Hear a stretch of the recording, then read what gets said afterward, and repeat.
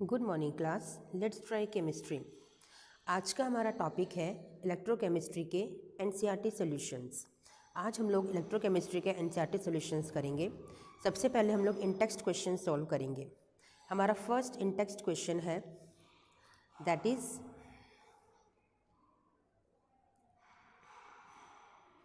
How would you determine the standard electrode potential of the system Mg+2 to Mg। Mg+2 का क्या मतलब है कि Mg ने यानी कि मैग्नीशियम ने 2 इलेक्ट्रॉन्स को डोनेट कर रखा है और Mg यानी कि मैग्नीशियम है सिंपल अपने न्यूट्रल स्टेट में। ठीक है, तो आपसे पूछा है कि कैसे डिटरमाइन करोगे इस सिस्टम का electrode potential, standard electrode potential. ठीक है, यानी कि आपको E0 फाइंड करना है इस वाले सिस्टम के लिए। तो बच्चा क्या होता है, जब भी हम स्टैंडर्ड इलेक्ट्रोड पोटेंशियल को मेज़र करते हैं हम ऑलवेज हाइड्रोजन के रिस्पेक्ट में हम लोग मेज़र करते हैं, क्योंकि आपको बता रखा है, पूरी मैंने वीडियोस अपलोड कर रखी हैं। ठीक है, थ्योरी की। तो जब भी हम किसी भी सिस्टम का स्टैंडर्ड इलेक्ट्रोड पोटेंशियल डिटरमाइन करते हैं तो ऑब्वियसली एंड ऑलवेज हम हमेशा हाइड्रोजन के रिस्पेक्ट में ही उसे डिटरमाइन करते हैं। ठीक है, तो इसीलिए हमारा, क्योंकि हम लोग जो इलेक्ट्रोड लेते हैं वो इनर्ट लेते हैं, तो इनर्ट इलेक्ट्रोड में हम प्लैटिनम को प्रीफर करते हैं। तो इसीलिए प्लैटिनम और हाइड्रोजन इन दो के रिस्पेक्ट में हमारा ये वाला सेल रिप्रेजेंटेशन लिखा जाता है। ठीक है, platinum H2 then H2 H+ हमारा ये लिखा जाता है। ठीक है, नाउ जब हमारे पास कोई सेल है मैग्नीशियम का तो ऑब्वियसली हम उसे मैग्नीशियम सल्फेट के रिस्पेक्ट में उसको एज्यूम कर लेते हैं। ठीक है, तो Mg+2 में गया और H+ आपका H2 में गया। ठीक है, प्लैटिनम आपका इनर्ट इलेक्ट्रोड है। तो इसका रिप्रेजेंटेशन कैसे करोगे कि आपको जो फॉर्मूला है वो पता है इसके लिए, स्टैंडर्ड इलेक्ट्रोड पोटेंशियल को मेज़र करने के लिए, कि standard electrode potential of right minus left. ठीक है, राइट में क्या है आपके पास, राइट में आपके पास तो हाइड्रोजन है जिसका 0 होता है स्टैंडर्ड इलेक्ट्रोड पोटेंशियल। ठीक है, तो उसको 0 रखा और माइनस में आपका लेफ्ट, तो इसलिए क्या आंसर आ गया आपका ये, क्योंकि वैल्यू तो दे ही नहीं रखी ना आपको मैग्नीशियम की, the value is not given to you. ठीक है बच्चा, तो इसलिए इस तरह से हम लोग इसको मेज़र करते हैं, डिटरमाइन करते हैं। Now come to question number 2, can you store copper sulphate solutions in a zinc pot. इसके लिए आप इसकी रिएक्टिविटी सीरीज देख लो। As you know the zinc is more reactive than copper. जब जिंक ज़्यादा रिएक्टिव है कॉपर से तो ऑब्वियसली जब जिंक पॉट के अंदर आप कॉपर सल्फेट का सोल्यूशन रखोगे तो वो रिएक्शन हो जाएगी, क्योंकि जिंक इज़ मोर रिएक्टिव, तो वो जिंक इस कॉपर सल्फेट के सोल्यूशन से रिएक्शन कर लेगा। इस तरह से वो फॉर्मेशन करेगा जिंक सल्फेट प्लस कॉपर का। तो इसीलिए हम कॉपर सल्फेट सोल्यूशन को नहीं रख सकते जिंक पॉट के अंदर। ठीक है, क्योंकि वहाँ पे रिएक्शन हो जाएगी, हम जो भी उसके अंदर सामान रखेंगे वो हमारा टॉक्सिक हो जाएगा। Consult the table of standard electrode potentials and suggest 3 substances that can oxidize ferrous ions under suitable conditions। तो आपको एक टेबल गिवन है एनसीईआरटी में, ठीक है, पूरी की पूरी स्टैंडर्ड इलेक्ट्रोड पोटेंशियल की। तो उसको देख के आपको बताना है कि जो फेरस आयंस होते हैं इनको कौन ऑक्सीडाइज कर सकता है। ठीक है, तो ऑब्वियसली कौन ऑक्सीडाइज करेगा, जो इनसे ज़्यादा स्ट्रॉन्गर ऑक्सीडाइजिंग एजेंट होंगे वही इनको ऑक्सीडाइज करेगा। ठीक है, तो वो हमारे पास बहुत सारे हैं, उनमें से आपके कुछ एग्जांपल्स हैं, फ्लोरीन, क्लोरीन, ऑक्सीजन।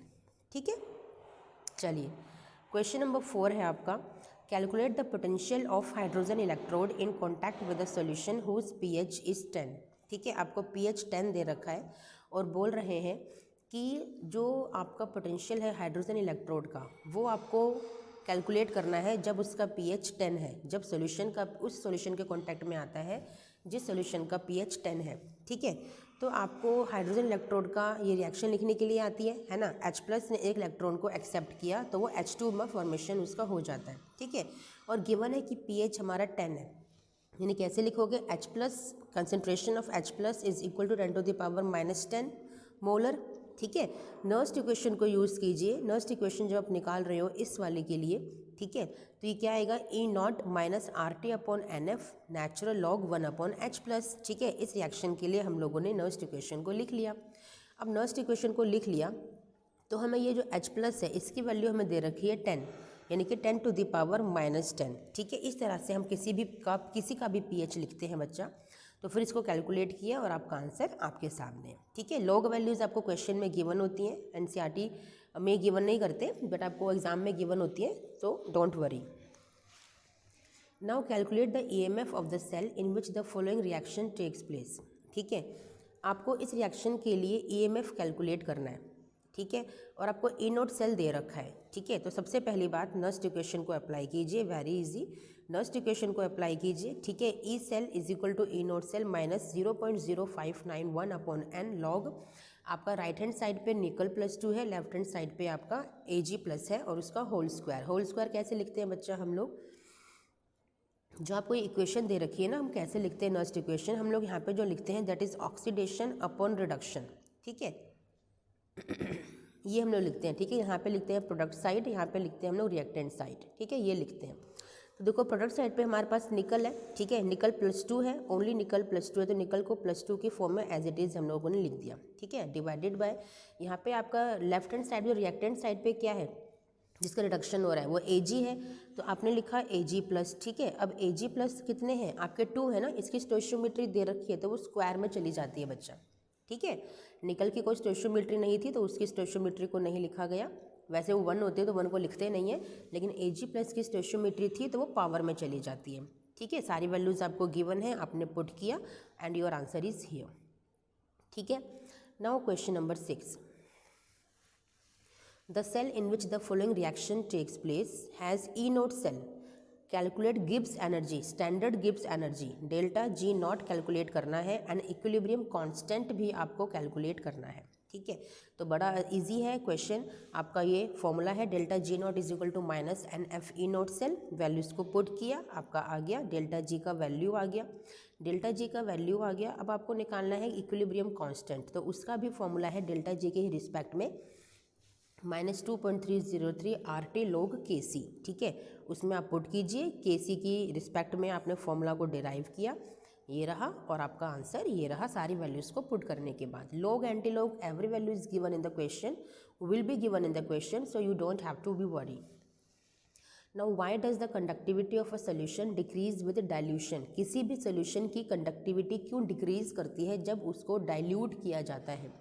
डाइल्यूट करने का क्या मतलब है बच्चा, कि आपने इसमें पानी ऐड कर दिया है। अब जब उसमें पानी ऐड करते रहोगे तो क्या होगा, the conductivity of a solution is the conductance of the ions okay present in a unit volume of the solution. कोई एक यूनिट वॉल्यूम है, हमने कोई पर्टिकुलर एरिया लिया, ठीक है, उसकी यूनिट वॉल्यूम की बात कर रहे हैं, उसके पर यूनिट वॉल्यूम की बात कर रहे हैं, तो वहाँ पे जितनी भी कंडक्टेंस होती है आयंस की, उसी को कंडक्टिविटी, सोल्यूशन की कंडक्टिविटी बोला जाता है। अब जब आपने पानी ऐड किया तो ऑब्वियसली ये वॉल्यूम का जो आयंस होंगे वो ions, number of ions decrease कर जाएंगे। अब जब नंबर ऑफ आयंस डिक्रीज कर जाएंगे डाइल्यूशन से, तो ऑब्वियसली कंडक्टेंस आपकी जो कंडक्टिविटी है वो आपकी डिक्रीज कर जाएगी, तो इसीलिए डाइल्यूशन करने पर कंडक्टिविटी डिक्रीज करती है बच्चा। ठीक है, suggest a way to determine delta M nought. ठीक है, वैल्यू ऑफ वाटर, वाटर की डेल्टा एम नॉट यानी कि आपको molar conductivity, limiting molar conductivity निकालनी है वाटर की।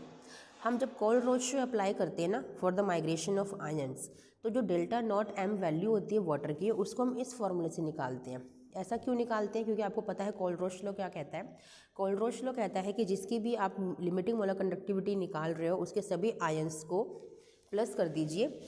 ठीक है, तो आपकी लिमिटिंग मोलर कंडक्टिविटी निकल आएगी उस पर्टिकुलर मॉलिक्यूल की। ठीक है, तो आपने सब कुछ किया, इस तरह से करके निकाला, वैल्यूज़ आपको क्वेश्चन में गिवन होंगी, आपका इस तरह से आप निकाल सकते हो।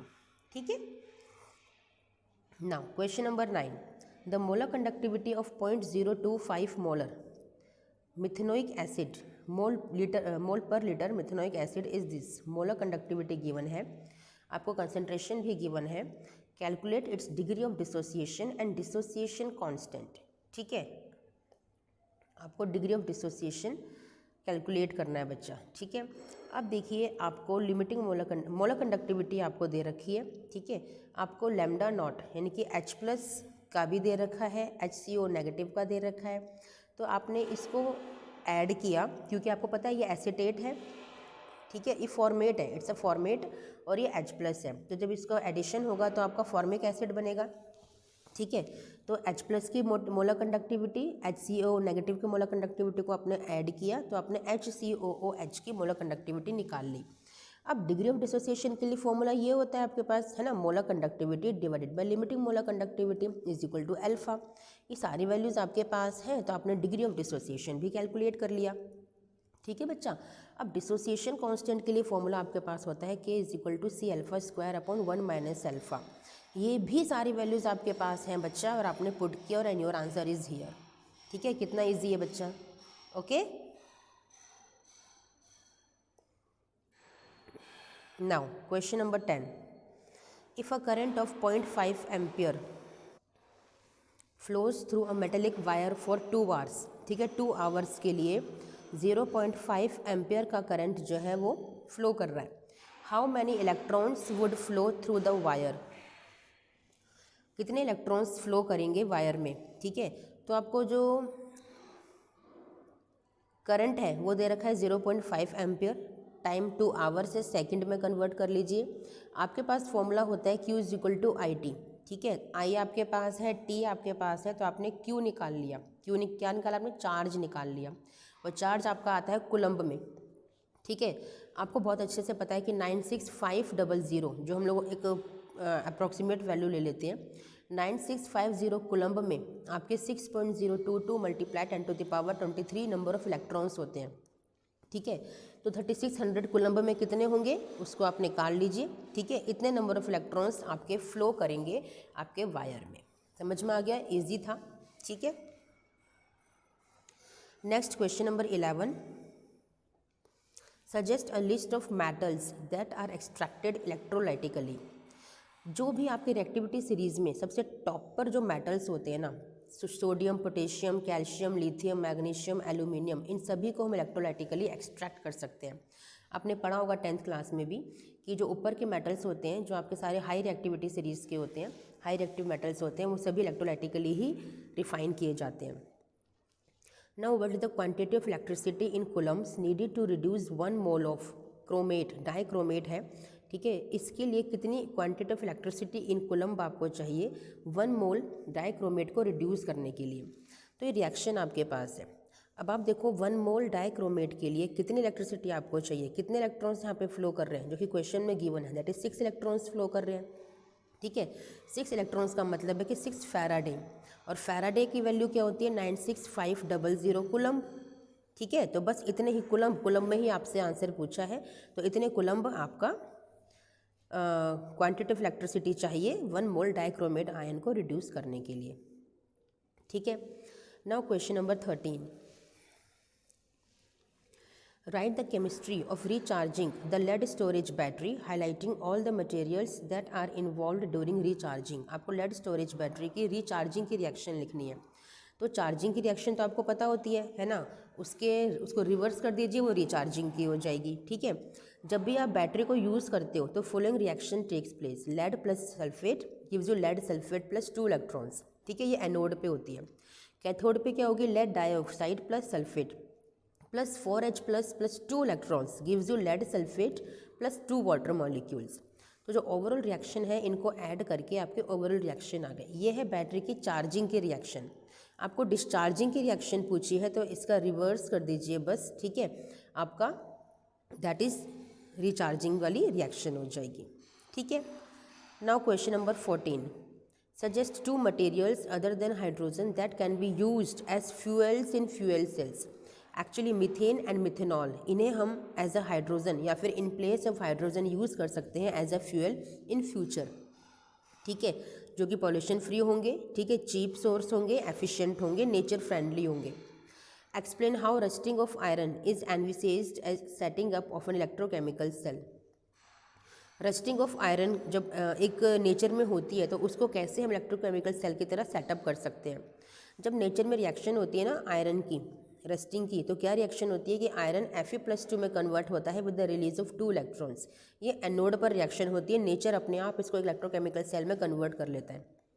ठीक है, और कैथोड पे क्या रिएक्शन होती है कि जो ऑक्सीजन है नेचर के अंदर, एयर के अंदर, वो कंबाइन करती है आपके H+ के साथ, और 4 इलेक्ट्रॉन ऐड होते हैं, क्योंकि 4+ है ना, तो 4 इलेक्ट्रॉन ऐड होंगे और आपके वाटर मॉलिक्यूल्स का फॉर्मेशन करते हैं। ये कैथोड पे रिएक्शन होती है। ठीक है, तो ओवरऑल रिएक्शन क्या हो गई, इसको कंबाइन कर दीजिए, दिस इज ओवरऑल रिएक्शन। तो ये है आपकी नेचुरल इलेक्ट्रोकेमिकल सेल, जो रस्टिंग ऑफ आयरन नेचर के अंदर होती है। आया समझ में बच्चा, वहाँ पे भी एनोड कैथोड अपने आप से बन जाते हैं। ठीक है, चलिए now arrange the following metals in order in which they displace each other from the solution of their salt. इनको अरेंज करना है कि किस सीरीज़ में, किस ऑर्डर में ये डिस्प्लेस करेंगे एक दूसरे को। तो बच्चा आपको ये ऑर्डर ये रहा आपका, मैग्नीशियम विल डिस्प्लेस, आपको अरेंज करना है,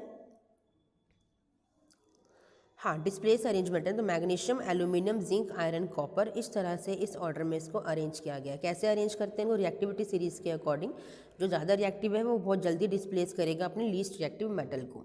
ठीक है, now given the standard electrode potential, आपको ये सारे इलेक्ट्रोड पोटेंशियल्स गिवन है, potassium, mercury, magnesium. Now arrange these metals in their increasing order of reducing power. Reducing power क्या होती है, जब डाउन द टेबल आप आते हो ना तो रिड्यूसिंग एजेंट की जो स्ट्रेंथ है वो इंक्रीज़ करती है, और जितना जो स्ट्रॉन्ग रिड्यूसिंग एजेंट होता है, जितना स्ट्रॉन्ग रिड्यूसिंग एजेंट होगा वो उतना ही लीस्ट रिड्यूसिंग पावर रखेगा। ये ध्यान रखिए, उतना ही लीस्ट रिड्यूसिंग पावर रखेगा, यानी कि जितनी ज़्यादा नेगेटिव वैल्यू उतना ज़्यादा स्ट्रॉन्ग रिड्यूसिंग एजेंट और उतना ही लीस्ट रिड्यूसिंग पावर। ठीक है, तो बस उसके बेस पे अपना टेबल को देखिए और आप अरेंज कर लीजिए। ठीक है, now next question, depict the galvanic cell in which the reaction takes place, further show which of the electrode is negatively charged, the carriers of the current cell। Negatively charge कौन सा होगा, obviously oxidation वाला होगा। किसका oxidation हो रहा है, zinc का, तो zinc electrode is negatively charged. कौन है कैरियर ऑफ करंट सेल, आपके इलेक्ट्रॉन्स होते हैं करंट कैरियर्स। इंडिविजुअल रिएक्शन लिखनी है एनोड कैथोड की, तो वो आपको आती है। ठीक है, ये रही आपकी एनोड की रिएक्शन और कैथोड की रिएक्शन। ठीक है बच्चा, एनोड पे आपका जिंक ऑक्सीडाइज होता है into zinc +2 and 2 electrons are added over here, और कैथोड पे आपका सिल्वर है, ठीक है, उसका रिडक्शन होता है इनटू Ag। ठीक है, चलिए now question number 4, calculate the standard cell potentials of galvanic cells in which the following reaction takes place. ये रिएक्शंस हो रही हैं, इनका आपको स्टैंडर्ड सेल पोटेंशियल कैलकुलेट करना है, and calculate delta G not also and equilibrium constant also. Again easy question है, आप बड़े आराम से सॉल्व कर सकते हो उसको। ठीक है, सबसे पहले अपना सेल सेटअप कीजिए, फुल सेल लिखिए, राइट माइनस लेफ्ट आपको पता है वैल्यूज़ गिवन है, फॉर्मूले में पुट कीजिए। डेल्टा G के लिए -NFE नॉट सेल है, उसमें पुट कर लीजिए। फिर Kc के लिए, इक्विलिब्रियम कांस्टेंट के लिए आपके पास फॉर्मूला है delta G = -2.303 RT ln K, तो उसमें आप इसको कन्वर्ट कर लीजिए। ठीक है, सारी वैल्यूज़ को पुट करके ऐसे सारे पार्ट्स आप निकाल सकते हो। Now question number 5, Nernst equation लिखनी है आपको सभी सेल्स के लिए। ठीक है, अब देखिए नर्स्ट इक्वेशन लिखना बहुत आसान है, आपको पता है यहाँ ऑक्सीडेशन हो रहा है, यहाँ पे रिडक्शन हो रहा है, तो ऑक्सीडेशन वाला ऊपर आएगा, रिडक्शन वाला नीचे आएगा। सिंपल है, सारी वैल्यूज़ कंसंट्रेशंस आपको गिवन है, इन कंसंट्रेशंस को पुट करके अपने आंसर्स को निकाल लीजिए। ठीक है बच्चा, चलिए ये भी आपको समझ में आ गया।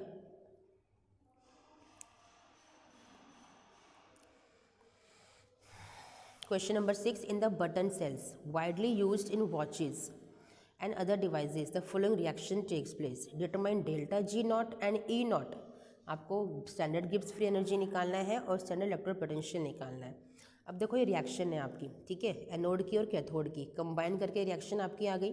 ये आपको सारे पोटेंशियल्स दे रखे हैं। ठीक है, तो आपको आपके पास फॉर्मूला है डेल्टा G नॉट का, सिंपल आपने पुट किया और आपका आंसर ये रहा। समझे। Now question number 7, define conductivity and molar conductivity for the solution of an electrolyte and discuss their variation with concentration। Conductivity क्या होती है, conductance of a solution of 1 centimetre in length and area of cross section 1 square centimetre. जब resistivity का inverse करते हो तो उसी को कंडक्टिविटी बोलते हैं या फिर स्पेसिफिक कंडक्टेंस बोलते हैं। इसका सिंबल क्या होता है, इन्होंने गलत लिख रखा है यहाँ पे, चलो कोई बात नहीं। कप्पा = 1/ρ, ये आपका कंडक्टिविटी होता है। ठीक है, it's a conductivity, it's a resistivity. ठीक है, कंडक्टिविटी ऑफ अ सोल्यूशन किसी भी कंसंट्रेशन पे वो होती है जो conductance 1 unit volume of solution में रखी जाती है between the 2 platinum electrodes with the unit area of cross section and at a distance of unit length. ठीक है, ये आपका फॉर्मूला है G के लिए, that is your resistance, sorry conductance. ठीक है, अब मोलर कंडक्टिविटी क्या होती है, मोलर कंडक्टिविटी 1 मोल के लिए हम लोग करते हैं। ठीक है, the conductance of volume of a solution containing 1 mole of electrolyte kept between two electrodes and area of cross section A and distance of unit length। ठीक है, ये फॉर्मूला है मोलर कंडक्टिविटी के लिए kappa A/L। A is your area of cross section and L is your length. ठीक है, concentration के साथ कैसे वैरी करेगी ये? मोलर कंडक्टिविटी डिक्रीज करती है जब भी कंसंट्रेशन को इंक्रीज करोगे, यानी कि वाइस वर्सा है। मोलर कंडक्टिविटी इंक्रीज करती है जब कंसंट्रेशन को आप डिक्रीज करोगे, यानी कि डाइल्यूशन आप करोगे। ठीक है, देखो ये वीक इलेक्ट्रोलाइट के लिए है, स्ट्रॉन्ग इलेक्ट्रोलाइट के लिए है। यहाँ पे देखिए कभी भी मीट नहीं करेगा वीक इलेक्ट्रोलाइट के लिए। क्यों? क्योंकि कभी भी 100% एसोसिएशन नहीं होता वीक इलेक्ट्रोलाइट्स के लिए, लेकिन स्ट्रॉन्ग इलेक्ट्रोलाइट्स का ऑलवेज 100% डिसोसिएशन होता है। दैट्स वाई तो एक ग्राफ बनता है square root of C concentration and molar conductivity के बीच। ठीक है, next question, conductivity of 0.20 molar concentration is given. ठीक है, conductivity is given, calculate molar conductivity. अभी फॉर्मूला बताया था, molar conductivity is equal to kappa upon C into 1000। बस वैल्यूज को पुट कर दीजिए, आपका आंसर आ गया। ठीक है, बड़े इजी क्वेश्चंस आते हैं इलेक्ट्रोकेमिस्ट्री से। Resistance of a conductivity cell containing this concentration, concentration is given, resistance is given. ठीक है, if the cell constant, what is the cell constant? यानी कि L/A की वैल्यू निकालनी है आपको, सेल कांस्टेंट की वैल्यू निकालनी है। It is known as cell constant. If conductivity of this solution, इतनी कंसंट्रेशन के सॉल्यूशन की कंडक्टिविटी अगर इतनी है, ठीक है, तो देखो सिंपल है बहुत, फॉर्मूले में पुट कर दीजिए। सेल कांस्टेंट की वैल्यू आपकी L/A इंटू R होती है। L/A आप सेल कांस्टेंट की वैल्यू आपकी जो कप्पा है दैट इज़ इंटू R। ठीक है, आपने वैल्यूज़ को पुट किया जो गिवन है आपकी और आपका आंसर आ गया। ठीक है बच्चा, चलिए question number 10, the conductivity of sodium chloride at 298 Kelvin has been determined at different concentrations and the result are given below. Concentrations given है, कंडक्टिविटी गिवन है, calculate delta M। Molar conductivity calculate करनी है, graph भी plot करना है molar conductivity और square root of C के बीच में, और लिमिटिंग मोलर कंडक्टिविटी भी निकालनी है। ऐसे क्वेश्चन एग्जाम में नहीं आते। ठीक है, सिंपल है, लेकिन आपके ये फॉर्मूलाज को पुट करते चलिए और आपके आंसर्स निकलते आएंगे, आपका ग्राफ क्रिएट हो जाएगा वैल्यूज़ को निकालते निकालते। ठीक है, ये रहा आपका। Now question number 11, conductivity of this concentration of acetic acid is this. Conductivity दे रखी है, मोलर कंडक्टिविटी को कैलकुलेट करना है। If limiting molar conductivity for acetic acid is this, now what is its dissociation constant? तो molar conductivity के लिए तो फॉर्मूला कप्पा अपॉन C होता है। ठीक है, उसको पुट करके आपका मोलर कंडक्टिविटी निकल के आ जाएगा। फिर डिसोसिएशन कांस्टेंट के लिए alpha is equal to molar conductivity upon limiting molar conductivity होता है। तो बस डिसोसिएशन कांस्टेंट का भी आंसर आपका निकल कर आ गया। ठीक है, now question number 12, how much charge is required for the following reductions. Reductions हो रही हैं, इनके लिए कितना चार्ज चाहिए? तो देखो रिएक्शन लिखिए, एल्यूमिनियम +3 टू एल्यूमिनियम। आपको पता है 3 इलेक्ट्रॉन्स का यहाँ पे यूज़ हो रहा है, तो ऑब्वियसली 3 फैराडे हो गया। फैराडे का मतलब 96500, तो इतना चार्ज आपको यहाँ पर चाहिए। सिमिलरली आप सभी में निकाल लेंगे, कॉपर में 2 इलेक्ट्रॉन्स का यानी कि 2 फैराडे हो गया। ठीक है, आपका मैंगनेट आयन में आपका मैंगनीज +2 है, यहाँ पे 7 इलेक्ट्रॉन्स यानी कि 5 इलेक्ट्रॉन्स का ट्रांसफर हो रहा है, यानी कि 5 फैराडे हो रहा है। ठीक है, question number 13, how much electricity in terms of Faraday अब आपको छोड़नी है खाली, कितनी इलेक्ट्रिसिटी आपको चाहिए इनके लिए। तो देखिए कैल्शियम के लिए 2 इलेक्ट्रॉन्स लग रहे हैं यानी कि 2 फैराडे लग रहे हैं। 40 ग्राम कैल्शियम के लिए आपके 2 फैराडे लग रहे हैं। ठीक है, आपको 20 ग्राम के लिए पूछा तो 1 फैराडे हो गया, इसको हाफ कर दिया तो 1 फैराडे। आपसे फैराडे के ही रिस्पेक्ट में पूछा है, कुलम्ब के रिस्पेक्ट में नहीं पूछा है। ठीक है, ऐसे नेक्स्ट है एल्यूमिनियम के लिए 3 इलेक्ट्रॉन्स वहाँ पे लगते हैं। ठीक है, 27 के लिए 27 ग्राम एटॉमिक मास है बच्चा। ठीक है, 3 फैराडे लग रहे हैं, तो आपसे पूछा है 40 ग्राम के लिए, तो उसको सॉल्व कर लीजिए, आपका आंसर आ गया। ठीक है, यूनिटरी मेथड से। Question number 14, how much electricity is required in coulomb. अब कुलम्ब में आपको निकालनी है फॉर द ऑक्सीडेशन। अब देखिए वाटर ऑक्सीजन में रिड्यूस हो रहा है। ठीक है, ये रहा उसका reaction, water gives H2 + ½ O2। हम लिख सकते हैं O2 negative gives ½ O2 + 2 electrons, यानी कि 2 फैराडे हो गया। तो 2 फैराडे का मतलब 2 × 96500 कुलम्ब। ठीक है, ऐसी आयरन के लिए है, यहाँ पे 1 इलेक्ट्रॉन का यूज़ हो रहा है, तो 1 मीन्स 1 फैराडे यानी कि 96500 कुलम्ब।